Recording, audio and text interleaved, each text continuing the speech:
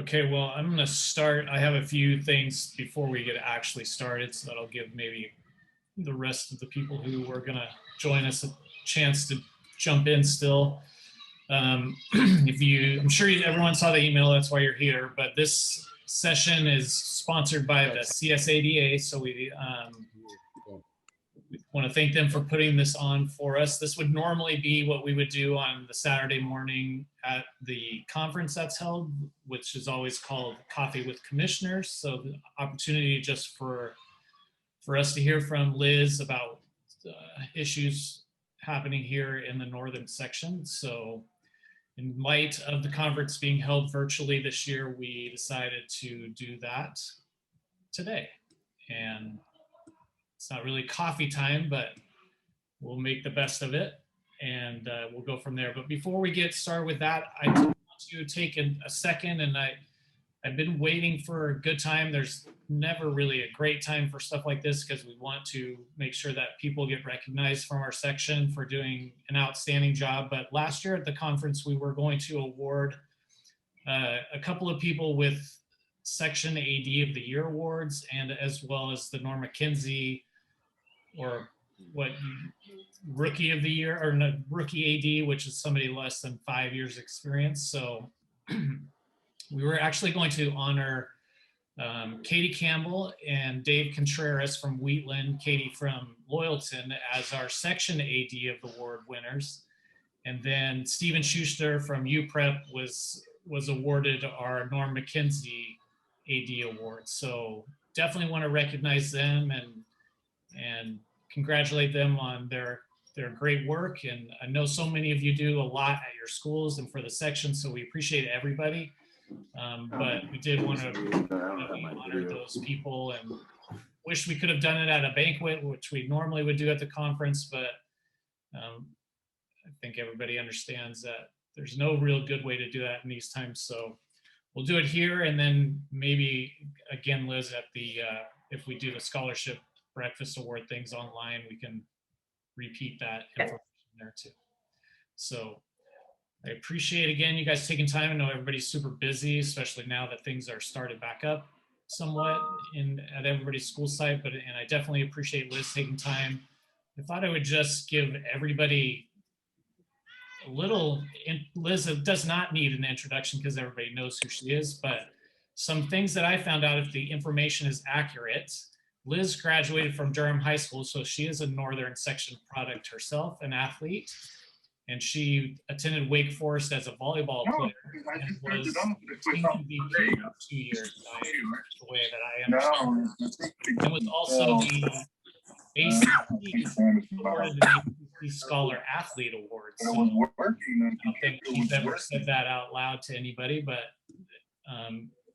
that's impressive. So maybe something new that you didn't know about Liz before today. So Liz, thanks for all you do, and thanks for being so accessible. Really appreciate it. So I'll turn it over to you. When you're ready, I will share the PowerPoint with everybody and we'll get started.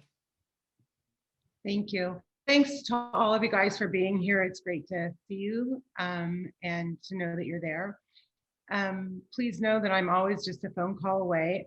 Unfortunately, when you ask questions today, probably the answer is going to be, you got to check with your local health department. Because the guidelines that have come out are really generated by the California Department of Public Health. I'm going to go through a PowerPoint that shows or explains CIF's interpretations to those, but as we get to specific instances, you have to check with your Department of Public Health, your locally. So one of the instances that we at State CIF have not been able to get an answer to is, you know, in the guidelines it says you can only play one game a day. Well, baseball and softball, can we play a double header and that count as one game, you know? Because we're playing the same team, and they haven't answered that. So that'll be one of the questions that you're going to have to get your local public health to answer for you. Do you really mean one game, or is it one encounter with another team kind of thing? And the other one that isn't addressed anywhere is concession stands. As you start having activities and games, what is the requirement for your concession stands? And now that's all we're being told is check with the local health department. So some of you might be able to share if you have answers from your local health department, that kind of information with us as we go along. So, okay, Jason, you can share your screen now. So I put together a little PowerPoint. Those of you that know me know that I don't drink coffee. So we are having Diet Pepsi with the commissioner because that is always my beverage of choice. Well, during working hours, that's my beverage of choice. So I'm just going to go through quickly some of the requirements that I've gotten a lot of questions about. And if you have questions, you can either text them into Jason or shout them out. I'm okay with either. So for all sports, there are some general guidelines that I'm sure you're very familiar with. And first one is all participants must have face coverings, masks. And this includes spectators also. So the requirement is the word in quotes as tolerated. So if you're under heavy exertion and you can't tolerate a face mask and you're participating, you can take it off because the guidelines do say as tolerated.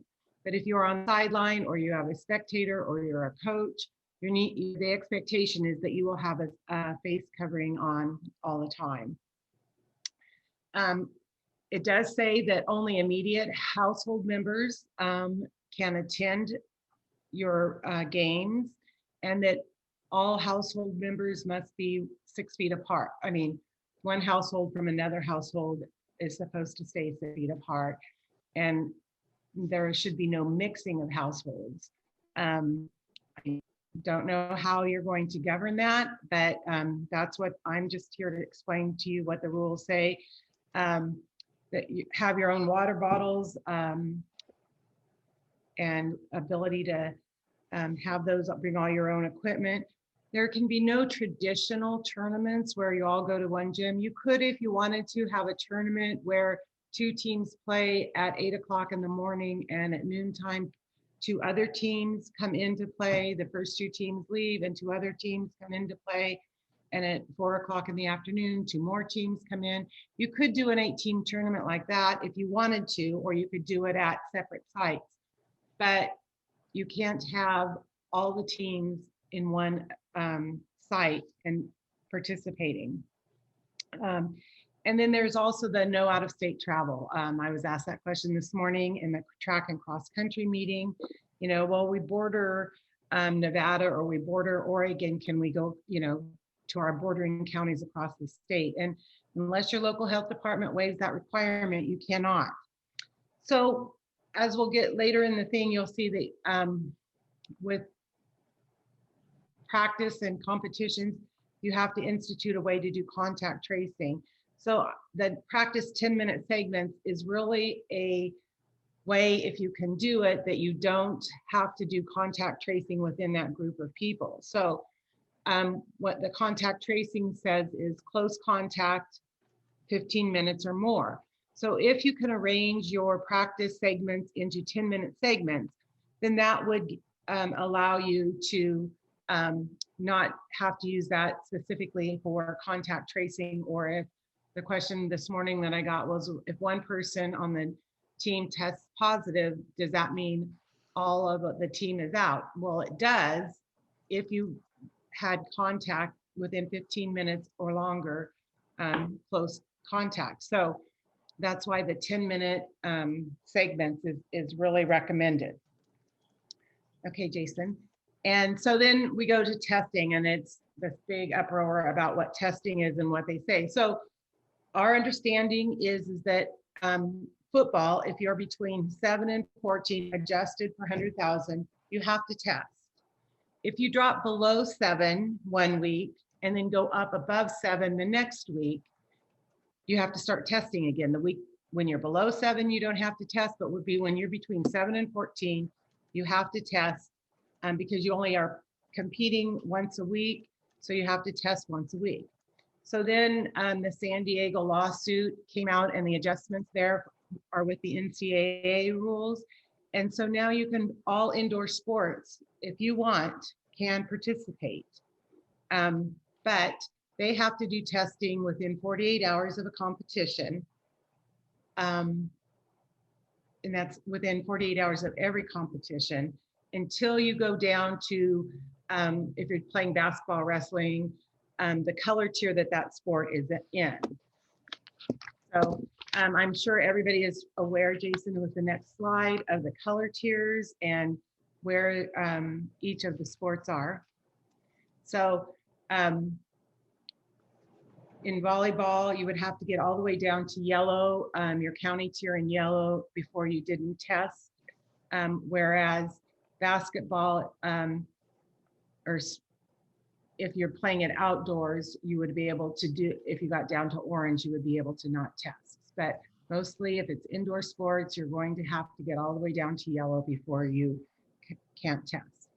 So one of the, Jason, the next slide, one of the limitations that they have put on, which is very difficult in the northern section and specifically for leagues, is that you have to only play within your county or adjacent bordering counties. So some counties, such as Butte, is really fortunate in that their shape of their county is very diverse and very, so they hit a lot of counties. So that is one of the requirements that the State Department of Public Health has said, is that you can only play within your county and bordering counties.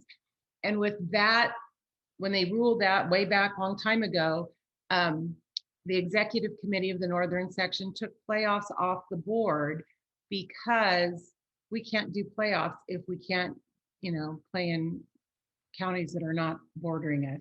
But here's a map of the counties, and some of the counties are very fortunate in that, they hit a lot of counties. But if you look at Modoc and Siskiyou County, they hit 3, and so that makes it a little bit more difficult. But that's why we sort of said play within your county, and in the northern section, all leagues were outside of bordering counties. So then it's like, okay, so what do we do and how do we do it going forward? So according to the Department of Public Health, you must have a signed informed consent with detailing the COVID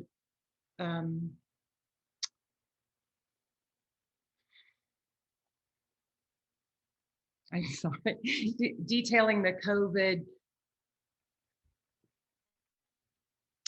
aspects that might be transmitted through the sports. CIF does not have an informed consent. You would need to check with either your local health department, or many people are getting it from their school legal counsel are getting it. You have to be testing individuals if you're in those areas that aren't covered and are requiring testing. And we still have not heard from the governor, though he promised originally that he was going to be testing and providing testing for football.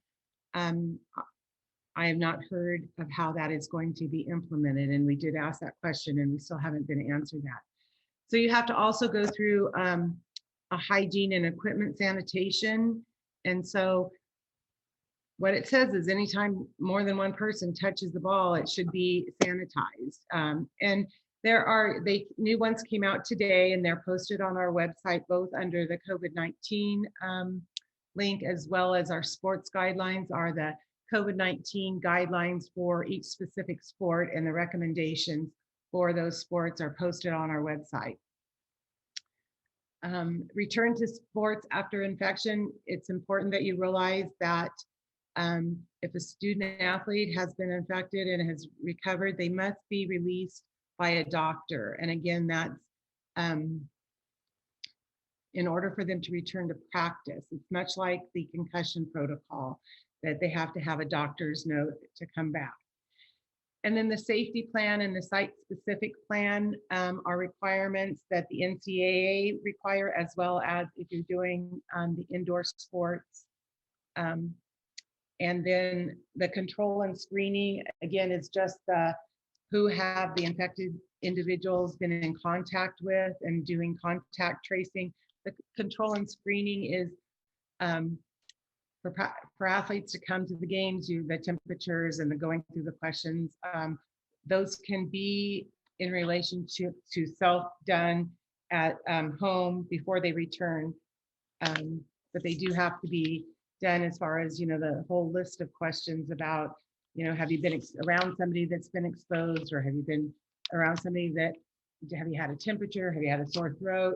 All of those kinds of questions. As a school, you have to have somebody trained to communicate with the athletes in relationship to the COVID situation, as well as somebody who will do within your school site contact tracing for those that you have. And I believe that those schools that have returned to in-class instruction already have most of that in place. And those are the things that have to be submitted to your local health department for getting approval for participation. So in traveling, what the guidelines say is that if you're going to use a bus, you have to wear masks, be physically distanced, and windows open. And if you're taking private vehicles, they want households only in that vehicle. So the frustrating part is that everything that you do has to be presented to your health department, and they must give you approval. And some health departments and some school districts are being tighter and more stringent than the State Department of Public Health, but some of them are being also a little bit looser. So everything that you want to do has to go through them. So now we're ready for questions. There was a couple of questions in the chat, so we'll start with that. So the first one says, for volleyball, if you get tested on Tuesday and got the results back Wednesday morning, could those athletes play Wednesday and Thursday? So basically get 2 games of eligibility from the one test. My understanding is that you have to be tested before every game. Okay, and then the next one was multiple sport athletes, football player and soccer player. Football player, not the soccer player, is tested positive. Football team now in quarantine is the soccer team as well. If they were in contact, again, it goes back to the contact tracing and who you were in contact with for more than 15 minutes. Okay. And then the follow-up to the other question, what if the volleyball game is versus the same team? So you're playing the same team twice. Again, my understanding is that you have to have for any of the indoor sports, you're supposed to be tested before every game. There was but one. Again, those are health department. Right. There was another question that came in earlier that basically, again, was kind of around testing, and it says, and I'll kind of clarify and add something to it, but what does periodic testing mean? Because that then I think we're talking about for the indoor sports. Does that mean daily? Do they have to have daily tests, or just before games? And then has there been any talk about that restriction being loosened? Or is that pretty much going to be the way it is? I haven't heard any talk about loosening the restrictions until you get to that level of, if you get to yellow, then you don't have to test for indoor sports. If you get below 7, you don't have to test for football. That's probably as loose as it's going to get. But I'm always surprised by some of the weekly updates. So I don't know for sure if they will loosen. The state has not canceled state championships yet for season 2. I think back in, I'm not sure exactly, January, they canceled regional and state championships for season 1. They haven't canceled it for season 2. 2 weeks ago, they were really thinking that things were really going to change and that we were going to open up, the CDPH was going to open up travel. they thought that by April 1st, we were going to be able to travel within our section. And then hopefully by May 1st, we would be able to do regional play. And yesterday when I talked to them, they were like, we don't think that's going to open up, but they are not going to cancel it. I have a commissioners meeting next week. And so that, of course, is one of the topics on our agenda is what sections are having championships and stuff. So you kind of answered one of my questions in there, because there was talk about at some point that they would maybe loosen the travel restrictions and allow this, maybe even probably most specifically our section, to travel outside of bordering counties, but it doesn't look like that's going to happen at this point. Correct. Well, right now it is not happening.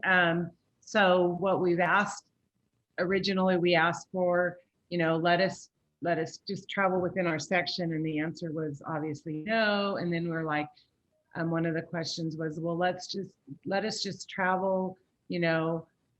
I asked to be able to travel within our ICU regions when that was a big deal of how they were determining it, and they said no, you're not going to travel within your ICU regions.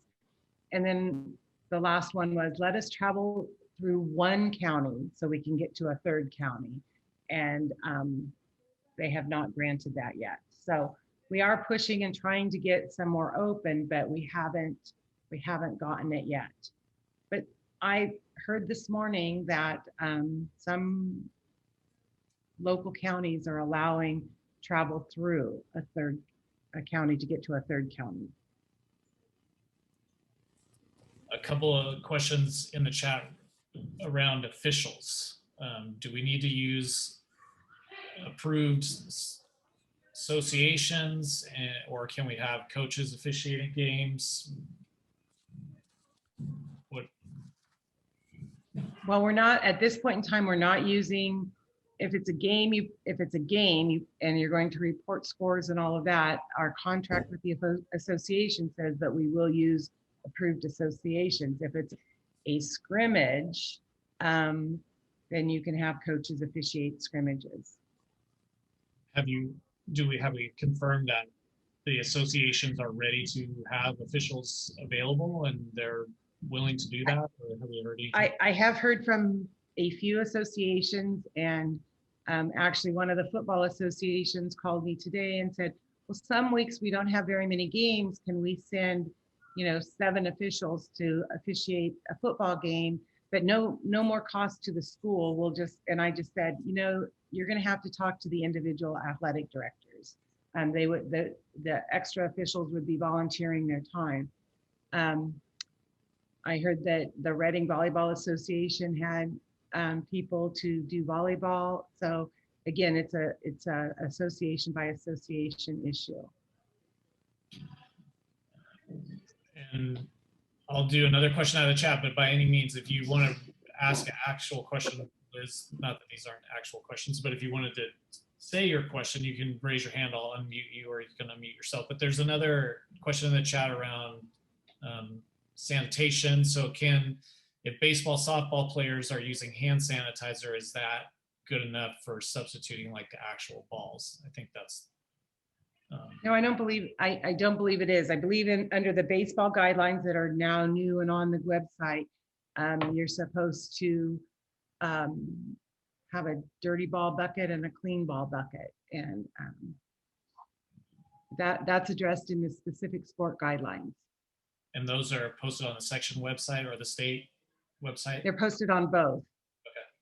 So on the section website, we have a COVID-19 tab at the top, and they're posted there. We also have it under guidelines, where you would go to get your normal sports guidelines. They're also posted there. And I worked with the state office, and they have just the northern I got them to delete those sports that we don't have. So it's just the northern section sports. You don't have to wade through badminton and water polo and such to get to the sport that you want. All right. Anybody want to unmute yourself and ask a question? Can I ask a clarifying question on that one? As far as the equipment, because in the CDPH and the guidelines that they revise on March 4th, It states that when equipment is shared during an activity, participants perform hand hygiene, which is soap or hand sanitizer, before play, during breaks, and at halftime. Balls or other objects or equipment can be touched by multiple players during practice and play if the above hand hygiene practices are followed. Does that, I guess that contradicts, I think, maybe what the guidelines say on the baseball guidelines? Is that what I'm hearing? We need to follow both what is written on the March 4th, as you stated, as well as the sport-specific guidelines. Yes. Even if they contradict each other, which one supersedes which? Again, you'll have to check with your Okay. local health department. So, I think that local health departments are being really, I'm going to say, more lenient with the sanitizing of equipment than they are with some of the other information. Sorry, I tried to silence my phone. can you clarify for me too, the site-specific plan? So if we're playing anything, a sport outside of the tier that it's allowed to be played in, we have to have the site-specific plan. Is that? The site-specific plan is dealt with in the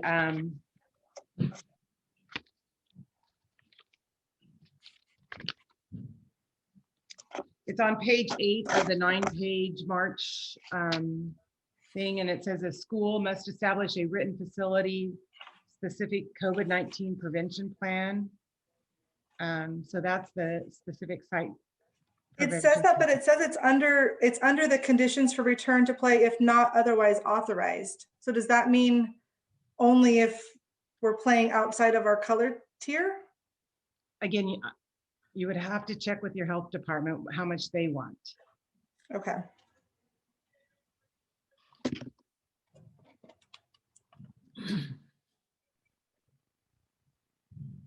Anybody else? That originally went in with the opening up of the NCAA, the indoor sports.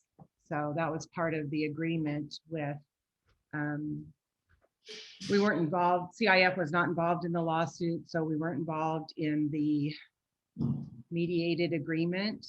And so that came out of the mediated agreement. There's another question in the chat. How do you determine when or how often you have to swap out equipment, baseball, softball, that kind of thing? And I would refer you to, depending on which sport you're talking about and what the individual, as Summer pointed out, the individual hand sanitizing practices that you have in, but also see the new guidelines online for it. I was under the impression that baseball and softballs had to be, if someone touched the ball besides the pitcher and the catcher, it had to be sanitized before it came back in. But that was a couple days ago, so I don't know if the new guidelines have changed that, because I just got them about 30 minutes ago. Have they made any distinction between fans at outdoor events and fans at indoor events? Or is it, I know it was in your PowerPoint, and people different households need to be spread out, but do they make any distinction around indoor versus outdoor? No, they don't. So indoor, there's no capacity limit stated or anything like that? Well, they always state through to do the gym, the county gym workout facility things. So you might have to check and see if you need to go to, 25% level. So I remember seeing that. So you need to follow the guidelines they have for gyms, and dependent on the tier that you're in. Yes. Okay. More questions about equipment, sanitizing, football. every play. If somebody different touches it, soccer and volleyballs as well. Okay, let's take a look at guidelines. And if we go to March 10th, 2021, all sport guidelines and COVID modifications on the webpage. So under baseball, it says equipment sanitation. Each team provides sanitary balls, buckets while on defense. Have a dirty ball bucket available so they can sanitize after the game, sanitizing bases after each game. So permissible face coverings are required to be worn at all times. So that's what the guidelines are, is to have a dirty ball bucket available. When a ball goes into the dirty ball bucket is a bit subjective. So you were asking also about basketball. Soccer and volleyball and football. Okay. Soccer. Okay, let's go. Chairs up there.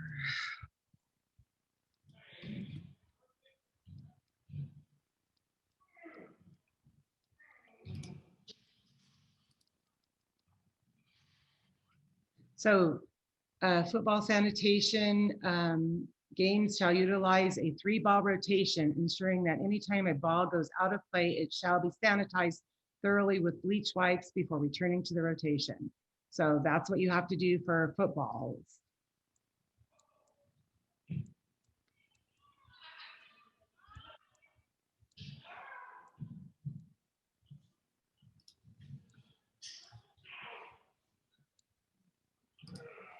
The same for soccer. Games shall utilize a 3-ball rotation, ensuring anytime a ball goes out, it shall be sanitized.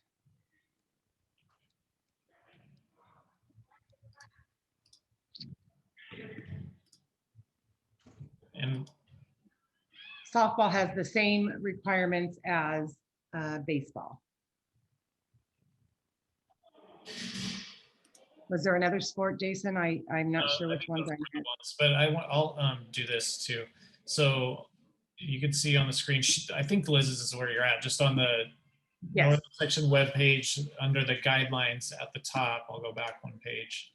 Up here, they've listed all of the sport guidelines, and you can flip through the document, and each one has its unique set of guidelines, and equipment sanitization, or however you would say that, is listed in each individual sport. So if you wanted to check all that stuff out, it is on the webpage.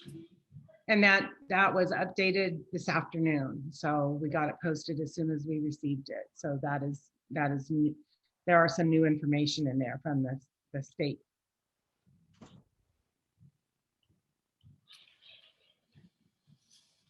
Any other questions you would like to ask? This is your chance.